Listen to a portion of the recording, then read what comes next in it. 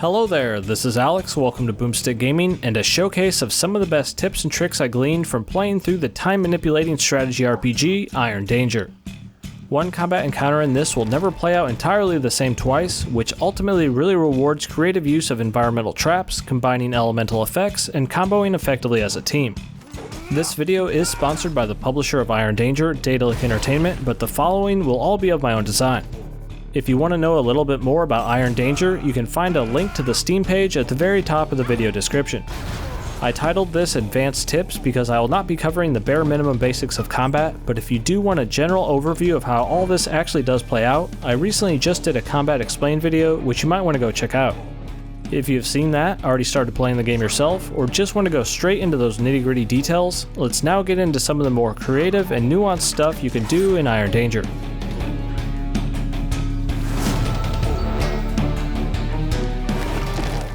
First off, Capuna's spell Cast Plant Growth can be much more than just a concealing hiding spot for playing stealthily.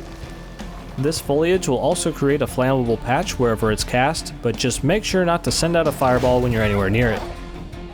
This can be used as an extra tactical layer when setting up traps, and in this example here, I am using the plant growth to not only create a larger firewall, but also using it to ignite that explosive barrel, as well as lighting that oil over there on the left. Fire damage is really strong in Iron Danger and is also really good at closing off routes since enemies will try to avoid going straight through it. Since I am not much of a careful stealthy player myself, I often turn this passive shrubbery tool into a patch of fiery death instead.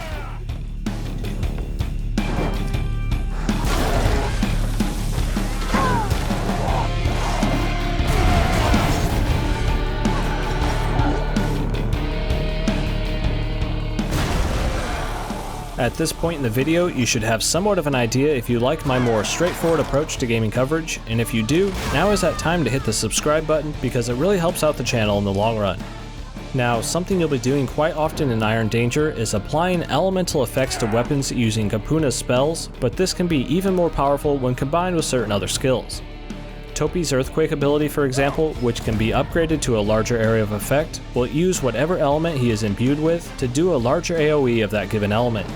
This can be used to ignite things around him or to spread a slippery patch of ice, just as a few examples.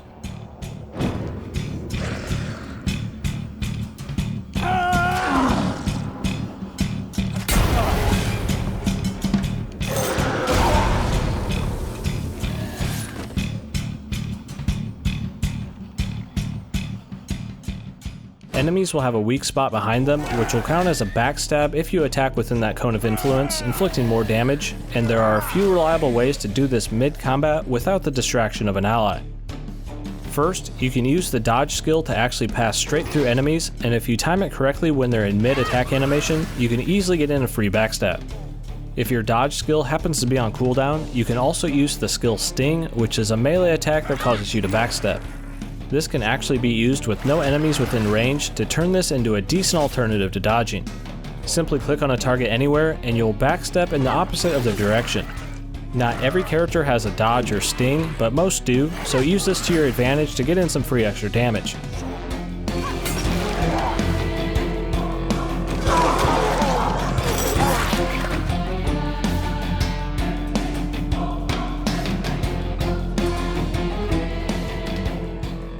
There are two characters who can use the swap position skill, which will allow you to change places with anyone of your choosing. For this example, we'll be using this lovely tree here, and you can tell which direction these will fall when attacked by just hovering over them. In this setup, I will be sending in Lemmikin to be our test dummy, who will take his place right under the soon-to-be landing tree. After a quick swap to a nearby enemy, he is not only unharmed, but also just made the other guy have a pretty bad day. The setups you can do with the swap skill are near limitless, and there is tons of creativity to be had with just this skill alone.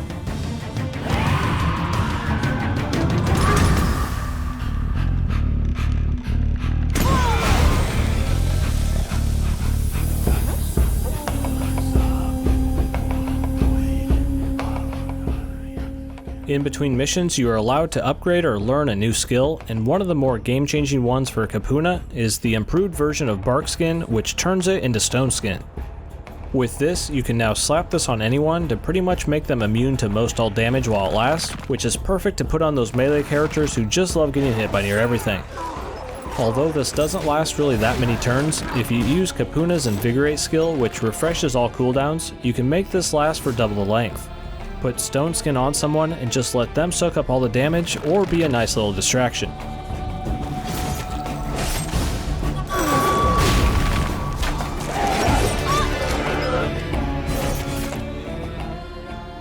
Those were just some of the tips and tricks I had for you today, but I'm sure there's plenty more depth to be uncovered in Iron Danger.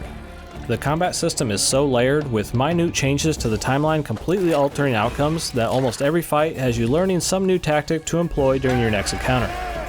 Now, if you happen to like this style of video, consider subscribing to Boomstick Gaming for more, clicking that little bell icon if you already are, and you can also find me on Twitter at BoomstickAlex. Lastly, a big thanks to Daedalic Entertainment for sponsoring this video and helping to perpetuate the future of this channel. If this looks like the type of game you might enjoy, again, you can use that link in the video description to head over to the Iron Danger Steam page. As always, this has been Alex from Boomstick Gaming, and a special thanks to you for giving this a watch.